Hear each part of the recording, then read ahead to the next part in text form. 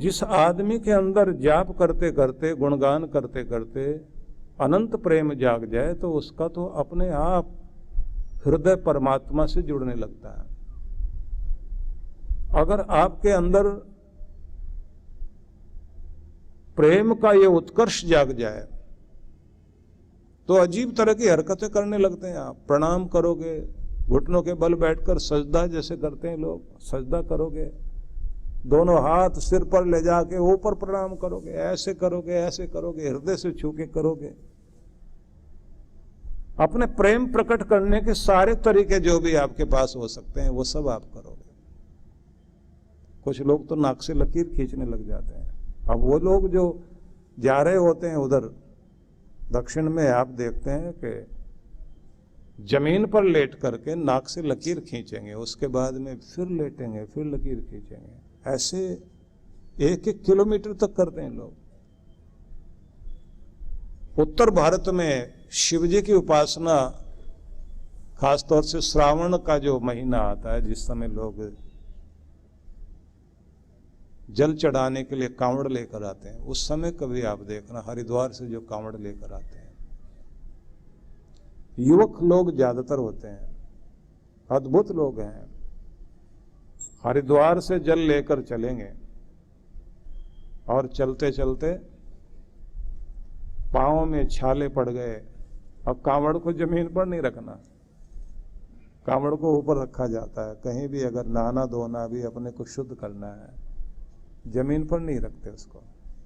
पांव में छाले पड़े हुए हैं तो भी जा रहे हैं चले हुए।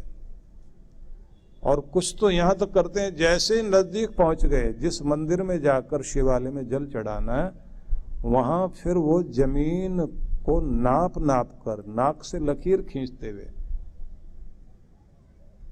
और तब जाकर वहां पहुंचेंगे। कठिन तप करते हैं। ये कठिन तप इसी भावना से होता है कि आपका तवा इतना तप जाए कि अब आप उस पर रोटी बनाना चाहते हैं तो रोटी पकाई जा सके।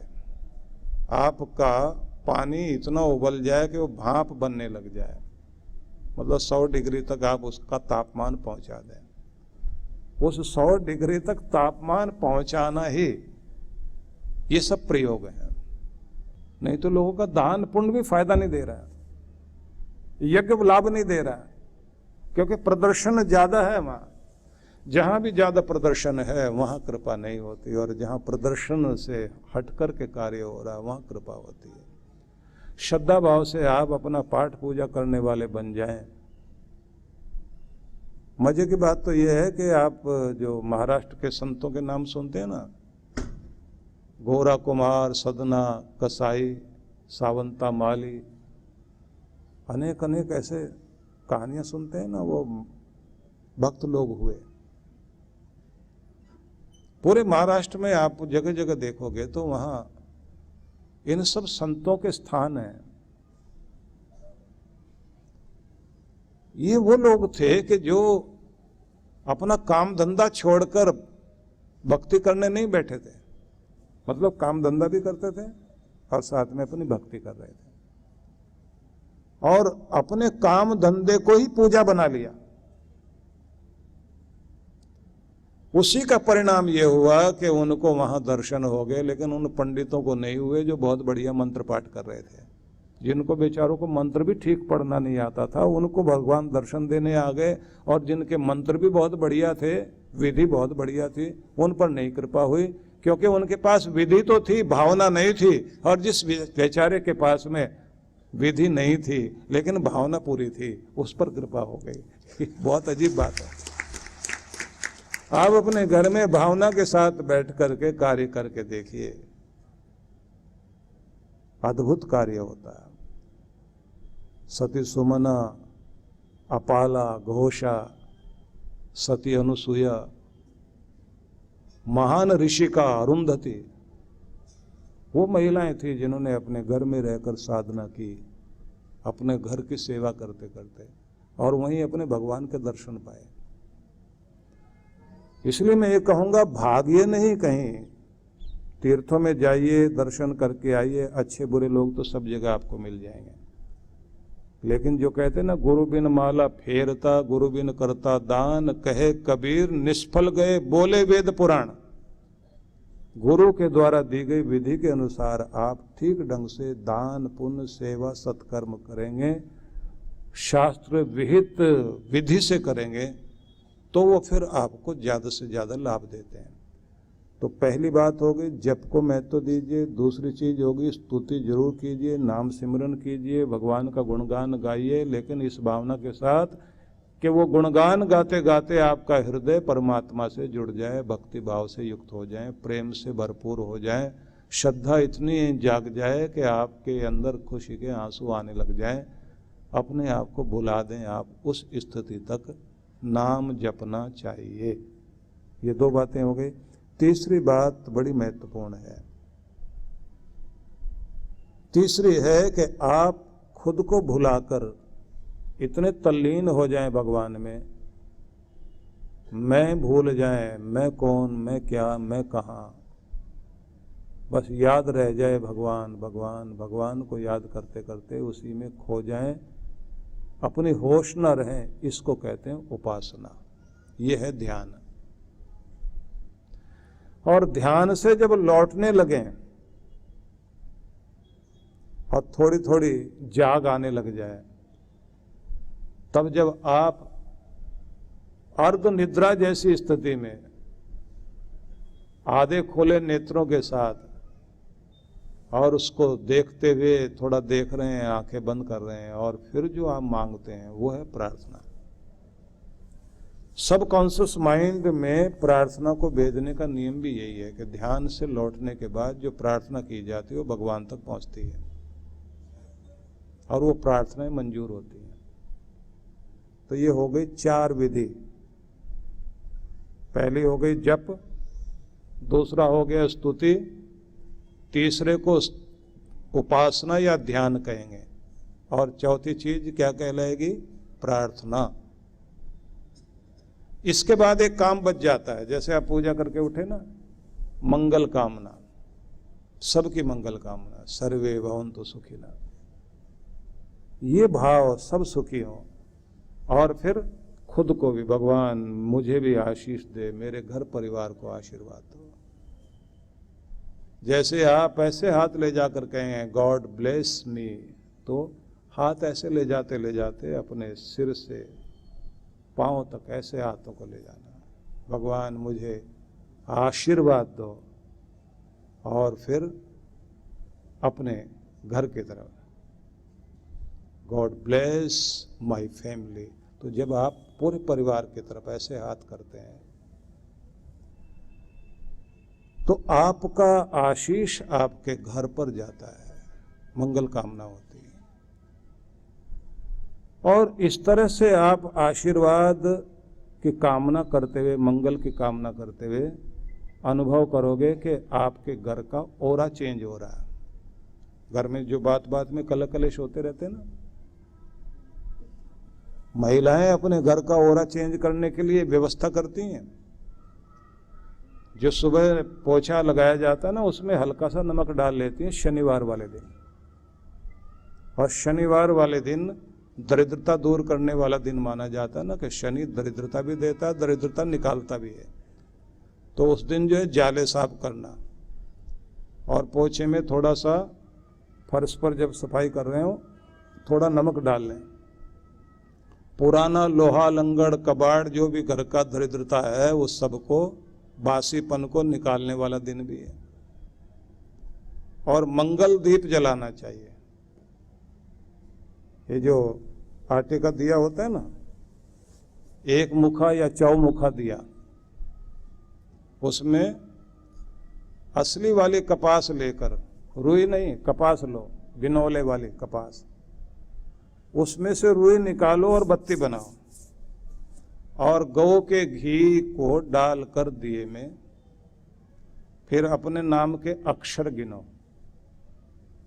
आपका नाम अगर राम कुमार है या राजकुमार है तो रा और ज 2 अक्षर हो गए, कुमार के 3 हो गए, तो मतलब हो गए 5 अक्षर का नाम हो गया आपका।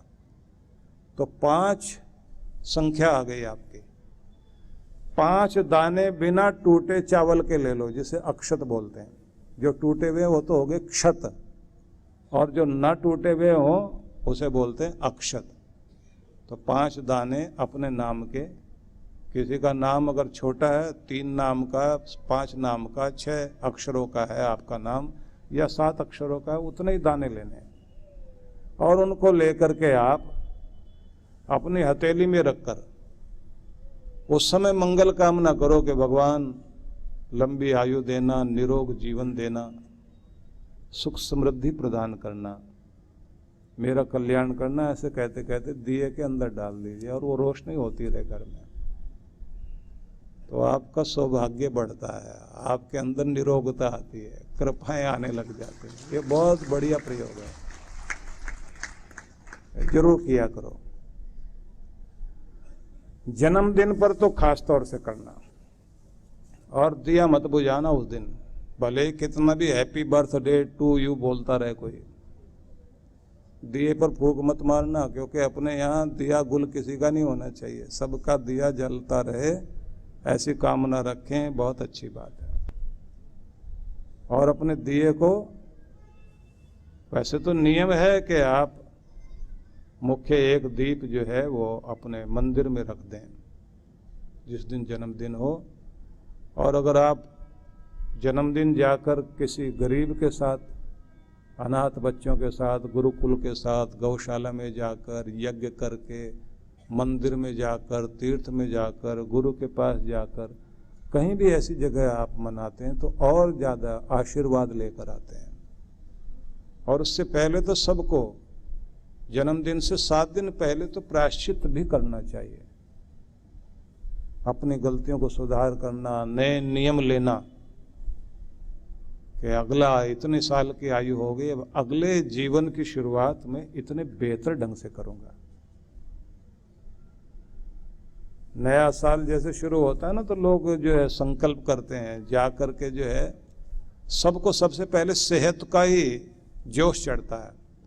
सब बड़े बड़े जितने भी जिम है वहाँ सदस्यता लेकर आते हैं लोग, मेंबरशिप लेंगे, बस इस बार तो बॉडी बनाएंगे, बॉडी टोन करेंगे, बहुत अच्छे मसल्स वसल होने चाहिए, शरीर ठीक रहना चाहिए। और वो भी कमाल के होते हैं, जिम वाले कहते हैं अगर मंथली आप पैसे देंगे तो फिर आपसे हम 2000 रुपये महीना लेंगे। साल का आप करना चाहते हैं तो बैठते तो हैं 2000 के हिसाब से, हर महीने 2000 देंगे तो 24,000 बैठेंगे, आप 10,000 दे दीजिए। अब लोग आश्चर्य करते हैं, पूरे साल का 10,000 रुपये, ये तो 24 बैठते हैं। वो नौकर ने जाके पूछ लिया वो जिम के मालिक से कि इतने में तो बहुत घाटा हो जाएगा आपका। बोले नहीं, इसी में मुनाफा है, क्योंकि ये जो भी जोश में आए हुए हैं ना, ये 3 महीने से ज्यादा आने वाले हैं नहीं। 3 महीने भी मुश्किल से आ जाएं तो बहुत बड़ी बात है, 4,000 का सीधे सीधे फायदा ही है।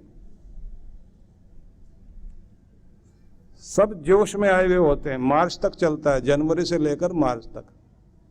मार्च के बाद में मार्च पास्ट पूरा हो जाता है, फिर तो अपने घर बैठ जाते हैं, कौन जाएगा, कौन वहां करेगा।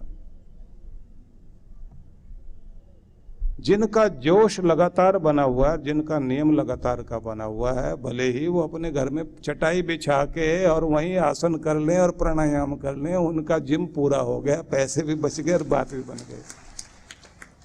लेकिन करते कहाँ हैं लोग?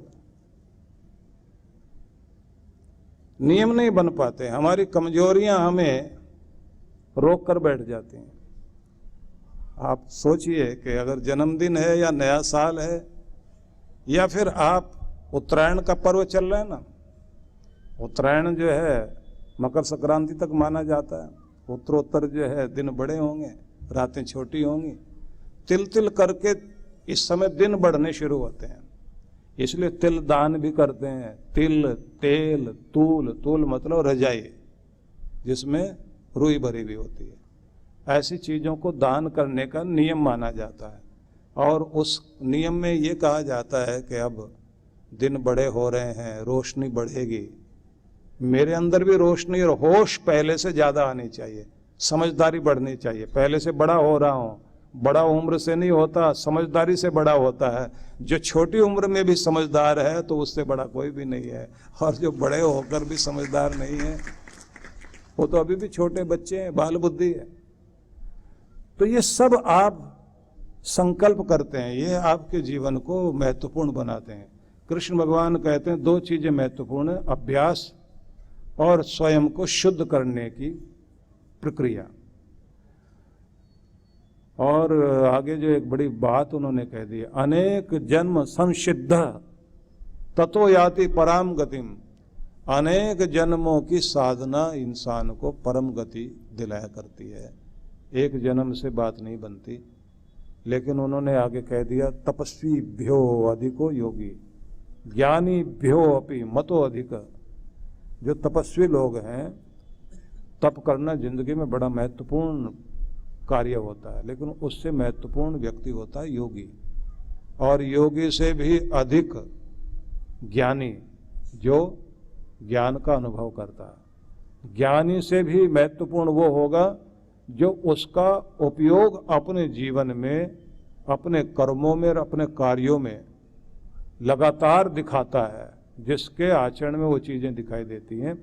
लेकिन आखिर में भगवान ने ये कह दिया, तस्माद योगी भवार्जुन। अर्जुन कुछ भी हो, तपस्वी बनो या ज्ञानी बनो या कर्मशील बनो, योगी तो बनना ही पड़ेगा। योगी मतलब जो वियोगी नहीं है। योगी वह जिसका संबंध हर रोज भगवान से जुड़ता है, जो हर दिन अपने आप को भगवान से कनेक्ट करता है, बस वो योगी है। आसन व्यायाम करने वाला योगी योगी नहीं कहलाता। योग आसन जो करे वो योगी है, ऐसा नहीं है। जो भगवान के आनंद से, परमात्मा से जुड़ा हुआ है वो योगी है, मतलब वो भक्त, वो ध्यानी, जो अपने घर में, परिवार में, जहाँ भी जिस भी रूप में जीवन जी रहा है, अपने आप को अपने परमात्मा से जोड़ता है। तो भगवान ये कहते हैं कि ये मेरा आदेश है कि तुम हर दिन अभ्यास करने वाले बनो, हर दिन अपने आप को शुद्ध करो। जन्मों जन्मों की साधना तुम्हें परम गति की तरफ लेकर जाएगी। लेकिन इसका ये मतलब नहीं है कि इस जन्म में तो कुछ होने वाला नहीं, हो सकता अनेक जन्म लग जाएं। जितनी देर में आपकी मैल गल जाए, चाहे वो 1 घंटे में गले या फिर अनेक जन्मों में गले जाकर, जब भी गल जाएगी और जब आपका पूरा ध्यान भगवान में जुड़ जाएगा, बस तभी आपकी गति संभव है। अब ये आपके ऊपर है, इसे आप कितना जल्दी कर सकते हैं। कोशिश कीजिए, इसी बार बात बने, इसी बार हम वहाँ पहुँच जाएं जहाँ के लिए भगवान ने हमको जन्म दिया है। और ये तब बात बनेगी जब आपका कोई गाइड होगा। बिना गाइड के तो बात बनती नहीं। जो बच्चे डॉक्टरी पढ़ के आते हैं ना, 1 साल हॉस्पिटल में भी डॉक्टरों के साथ में थ्योरी के साथ प्रैक्टिकल चल रहा होता, उसके बाद भी ये माना जाता है कि अभी डॉक्टर हुए नहीं है।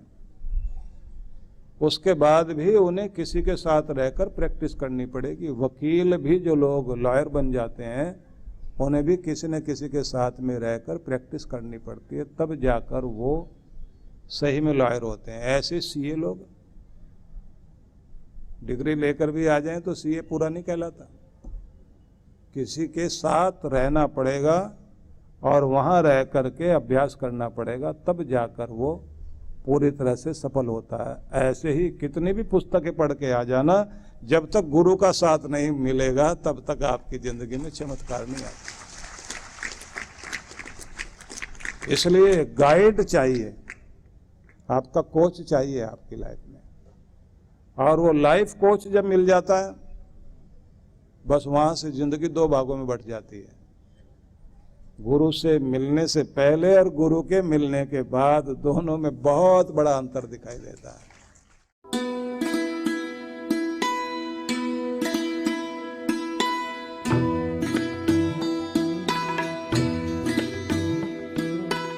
नवजीवन साधना।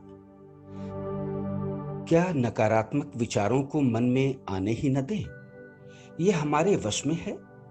क्या तनाव की जड़ें मन में उपजेंगी ही नहीं अगर निरंतर ध्यान साधना को जीवन में शामिल कर लिया जाए? आध्यात्मिक जगत में परमात्मा की अनुभूति के साथ क्या सांसारिक जगत में भी प्रसन्नता, सफलता, संबंधों में आत्मीयता, धन ऐश्वर्य का सपना सच करती है नवजीवन साधना? तो इसका जवाब है हाँ। इस कल्पना को साकार रूप देने का संकल्प है गुरुवर श्री सुधांशु जी महाराज व श्रद्धेया अर्चिका दीदी द्वारा भक्तों को ध्यान साधना की एक और अनुपम भेंट, नवजीवन साधना।